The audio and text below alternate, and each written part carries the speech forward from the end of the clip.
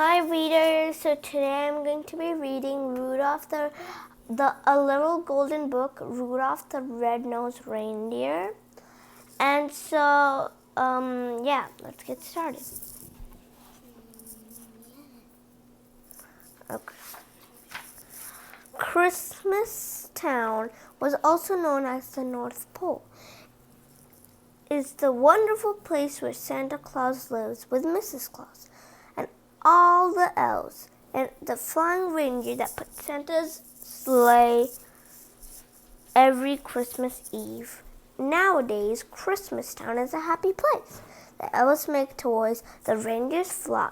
But in the old days, everyone had to watch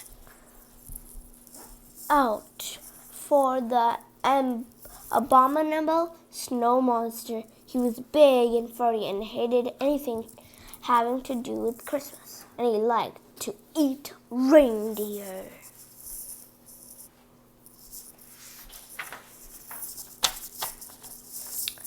All that started to change when Santa's led reindeer, Donner, became a papa. "We'll call him Rudolph," said Donner, looking at his new son. Suddenly, Donner and Mrs. Donner saw a bright light. "He's got a shiny red nose," said Donner in surprise. "I'd even say it glows." Santa came to see the new arrival, but then he saw Rudolph's nose. "Let's hope this glowing stops if Rudolph wants to make a sleigh team," Santa said. "We can't have any shiny noses flying through the sky." So the Donners put a little cover on Rudolph's nose.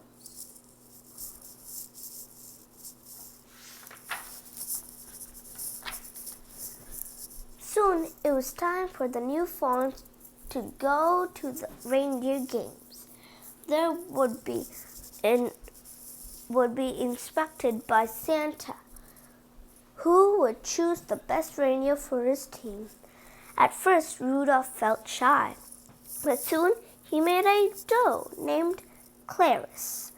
"I think you're cute," she told Rudolph. The coach arrived to teach the fawns what they needed to know to be on Santa's team. "First, we'll learn to fly," he told them. "You have to get up enough speed and jump into the wind." Rudolph was so excited about his new friends that he took off with a great whoosh. He soared high over the heads of the reindeer and Santa too.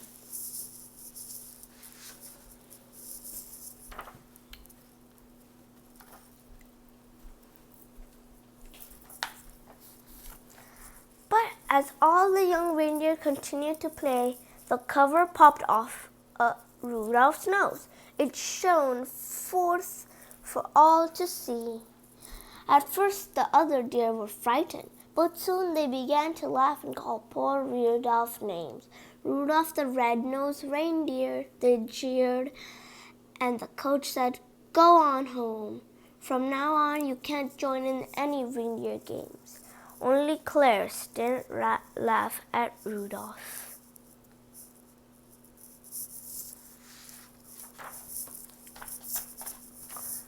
Poor Rudolph wandered off alone. Soon he met an elf who was hiding in the woods. "My name is Herbie," said the elf. "I want to be a dentist. But right now I'm just an elf who doesn't belong. And I'm a red-nosed reindeer," said Rudolph. The pair decided to be friends and ran away together. They hadn't wandered far when they heard the terrible roaring of the abominable snow monster. "It's my nose," said Rudolph. "The monster sees it, and it's coming after us."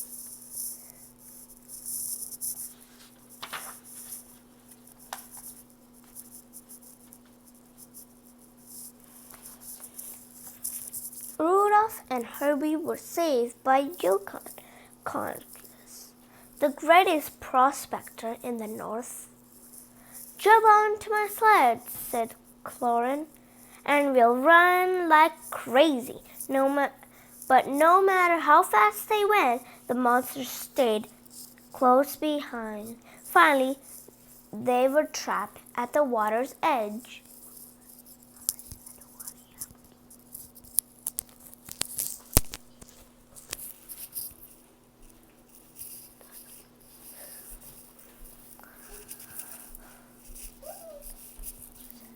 Clarence chopped the ice with his axe, and the friends floated safely away.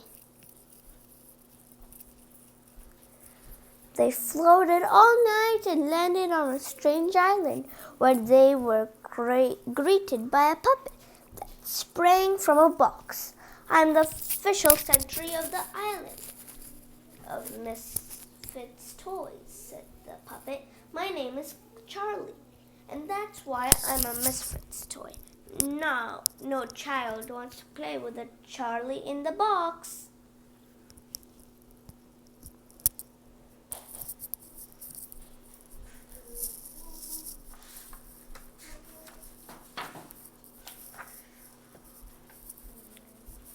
"We want to travel with Santa Claus in his magic sleigh," said a misfit doll. "Otherwise, we would miss all the fun with the boys and girls when Christmas Day arrives." The friends met an elf with a polka dot. "Achoo!" train with square wheels, a water pistol that shot jelly, a bird that swam, a cowboy riding an ostrich, and a boat that couldn't float. "We're misfits too," said Rudolph. "Maybe we could stay here with you."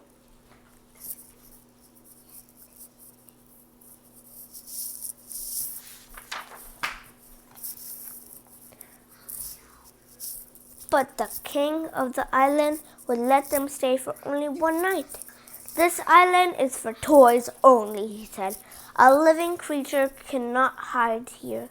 But you can help us when you return to Christmas Town. Tell Santa about these homeless toys. I'm sure he could find girls and boys who could be happy with them. A toy is never happy till it's loved by a child." That night, while Herbie and Conrad slept, Rudolph lay awake. "My nose will only bring my friend more danger," he thought. "I must go off on my own." But wandering alone in the snow, Rudolph realized that he couldn't run away from his troubles.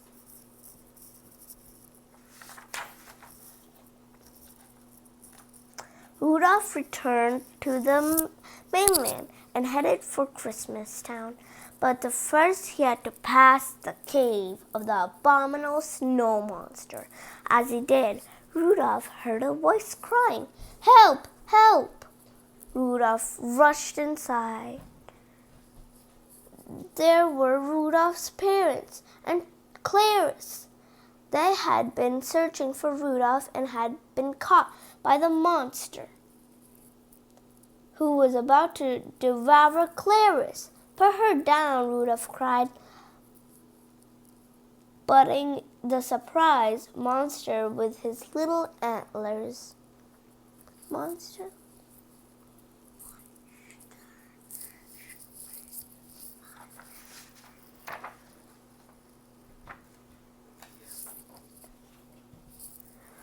Just then, Herbie and Corinus pulled up outside the cave.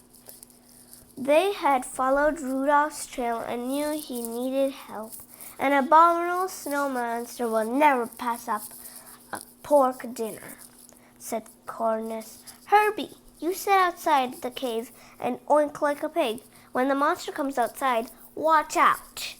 Herbie approached the mouth of the cave. "Oink, oink,"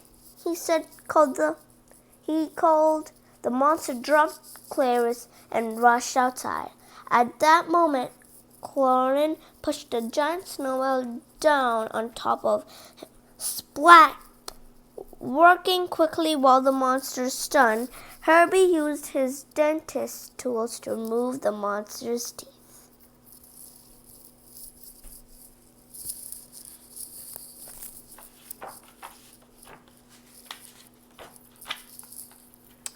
Back in Christmastown, Rudolph told how he and his friends had defeated the abominable snow monster. Everyone realized that misfits have their place too. Rudolph told Santa about the misfit toys as soon as the storm lets up. I'll find homes for them, Santa promised. Then the weather elf handed Santa his report.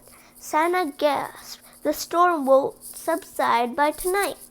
I won't be able to see my sleigh. I won't be able to see to fly my sleigh. Suddenly, a flash of light caught Santa's eyes. Rudolph, he said, what a beautiful, wonderful nose. Won't you guide my sleigh tonight? I'd be honored to, said Rudolph, putting on his jingle bells.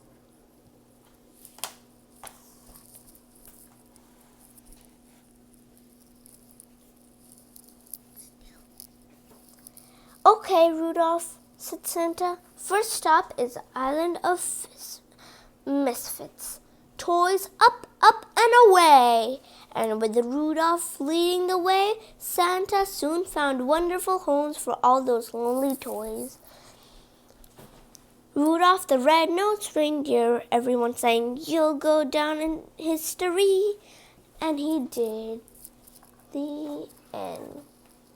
And this was the story Rudolph the Red-Nosed Reindeer, a little golden book.